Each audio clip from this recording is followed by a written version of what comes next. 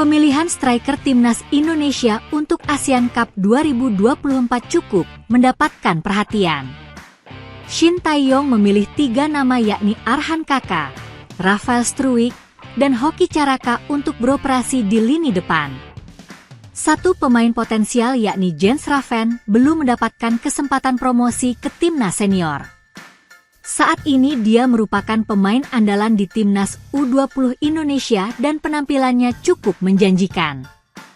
Termasuk masuk membawa Garuda Nusantara lolos ke Piala Asia U20 2025. Ketua Badan Tim Nasional, BTN, Sumarji, menjelaskan bahwa nama Jens Raven sebenarnya sudah masuk bursa pemilihan striker timnas. Namun, Shin lebih memilih untuk mengandalkan Hoki Caraka untuk Asian Cup 2024 ini. Hoki dianggap lebih siap dan bisa segera beradaptasi dengan pemain timnas. Ya, jadi itu juga sudah jadi pembahasan. Satu pertimbangannya adalah dari sisi pengalaman dan juga jam terbang.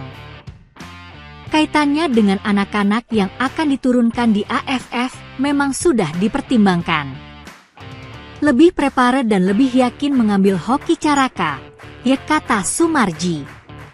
Pemain PSS Sleman tersebut juga cukup siap bertugas di timnas Indonesia. Penampilannya di Liga 1 musim ini juga cukup solid dan sudah mengoleksi 3 gol dan 1 assist dari 11 laga. Hoki juga salah satu pemain reguler di klubnya dan ini jadi modal penting bagi mental pemain. Karena juga Coach Shin melihat potensi yang ada pada Hoki itu masih jauh lebih bagus. Sehingga jauh lebih bagus dari sisi mental, jauh lebih bagus dari sisi pengalaman dan jam terbang. Selanjutnya, Sumarji menambahkan, Hoki jadi salah satu pemain yang sudah paham dengan keinginan Shin. Ini yang membuat Jens masih disimpan dan diharapkan masih berproses dengan Garuda Nusantara.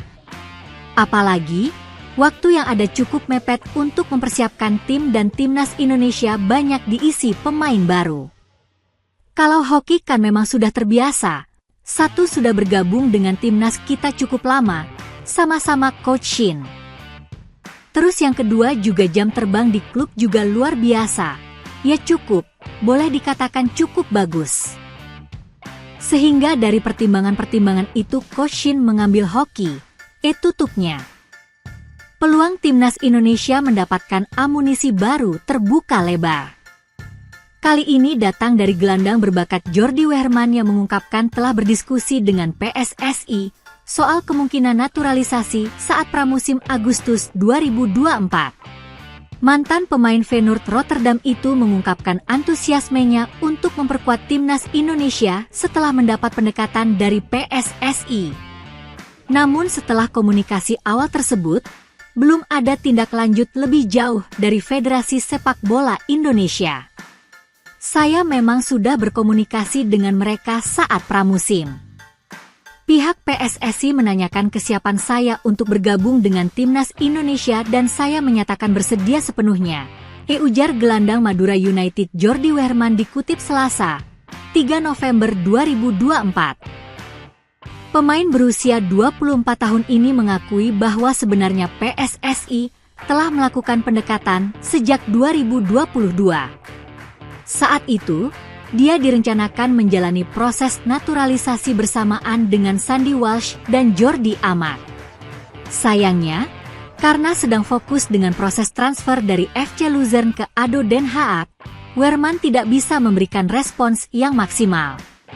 Sebenarnya sudah ada komunikasi dengan Coach Shin Tae-yong waktu itu. Saya terbuka dengan tawaran membela Indonesia, tapi mungkin PSSI mengira saya menolak karena situasi transfer klub, ujar dia. Meski kini berseragam Madura United, Wehrman membuktikan kualitasnya sebagai pemain berlabel Eropa.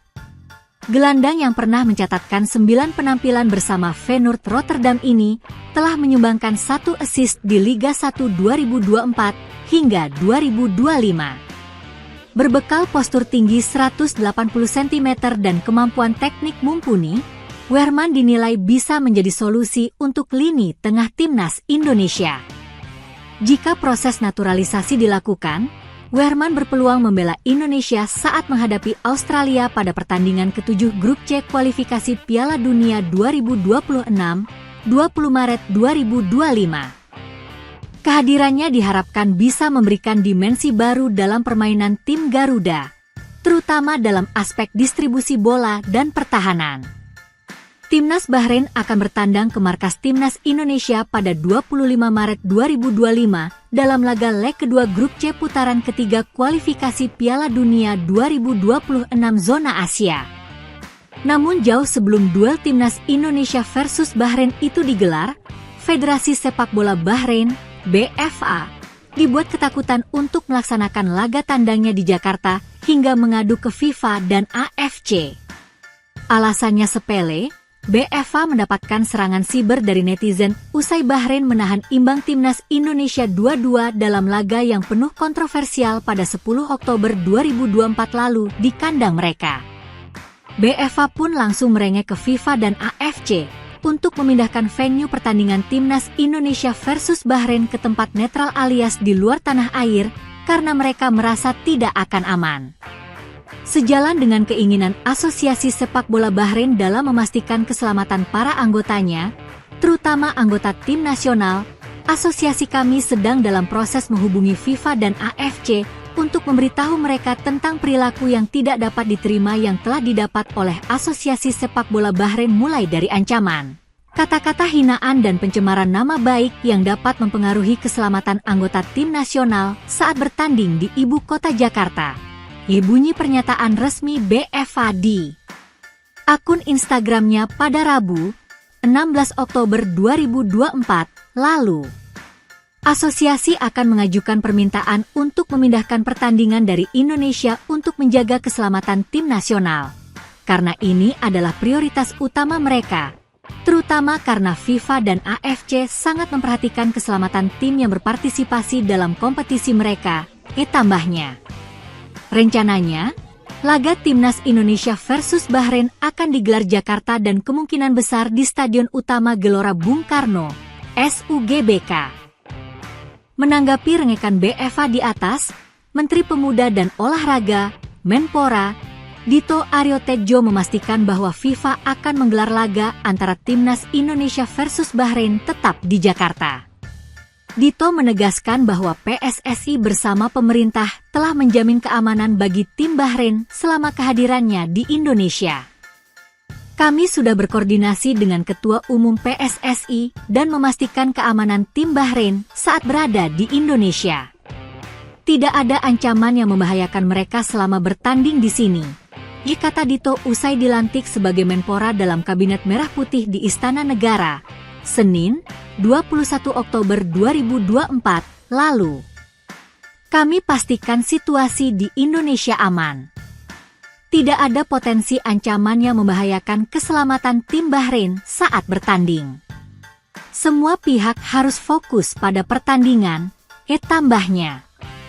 FIFA telah menetapkan bahwa laga harus tetap berlangsung di Indonesia.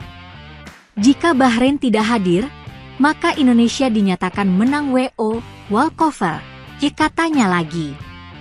Kendati demikian, pernyataan dari Menpora itu tidak dipercaya oleh publik Bahrain, dalam hal ini media lokal.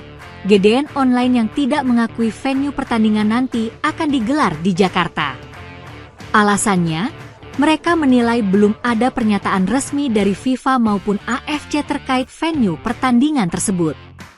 Hal itu seakan mengindikasikan bahwa media Bahrain tersebut ketakutan tim kesayangannya untuk bermain di Jakarta melawan Timnas Indonesia. Mereka pun meminta FIFA dan AFC untuk memberikan konfirmasi langsung terkait venue laga Timnas Indonesia versus Bahrain digelar di mana. Semua tempat pertandingan masih harus dikonfirmasi oleh FIFA dan AFC. Tulis GDN online dalam artikelnya pada November 2024 lalu. Tim nasional Bahrain akan bertanding melawan Jepang pada tanggal 20 Maret, kemudian melawan Indonesia pada tanggal 25 Maret juga di kandang lawan, ditambah media Bahrain itu. Setelah melawan Timnas Indonesia, Bahrain akan menjamu Arab Saudi pada 5 Juni 2025 kemudian menutup fase ini melawan Cina pada 10 Juni 2025. Bahrain saat ini menempati peringkat kelima di klasemen sementara grup C dengan 6 poin, kalah selisih gol dari timnas Indonesia yang berada di posisi ketiga dengan poin yang sama.